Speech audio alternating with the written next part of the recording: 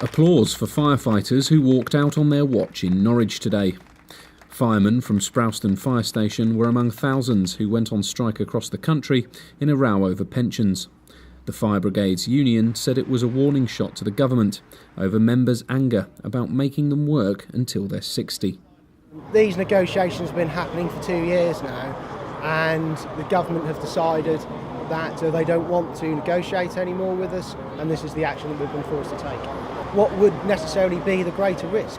Doing this or having firefighters over the age of 55 to 60 entering burning buildings, working hard, especially in Norfolk where we have a lot of field fires during the summer months, or working extremely hard around a car to cut someone out. The strike was well supported across Norfolk, with some members of the public also joining the picket lines. Ministers said the action was unnecessary and that the pension scheme was among the most generous in the public sector. Contingency plans were in place throughout the 4-hour strike, and Norfolk County Council stressed that 999 calls were prioritised. It's a legitimate dispute. I mean, I won't pretend that the firefighters haven't done anything else than go through the right mechanisms as far as making their disagreements with the government heard, and they've gone through a legitimate process for industrial action. But I think some of the language is a bit emotive. I certainly wouldn't see that one day in the dim and distant future a fire engine will turn up with the cast of Dad's Army in it.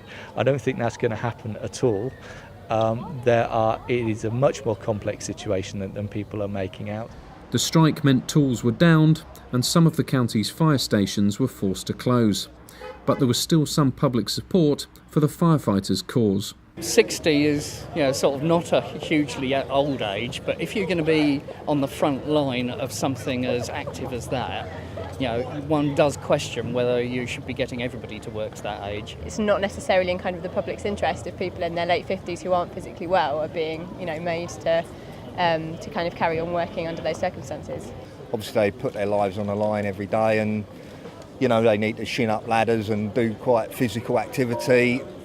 Doing it in your 50s, I would imagine, is pretty difficult. Working till 60, I'd probably disagree with that, actually. With their point made, firefighters hope an agreement can be reached with the government. They're desperate to prevent pension changes, which they claim are unrealistic and unworkable. Rob Setchell, Mustard TV, Sprowston.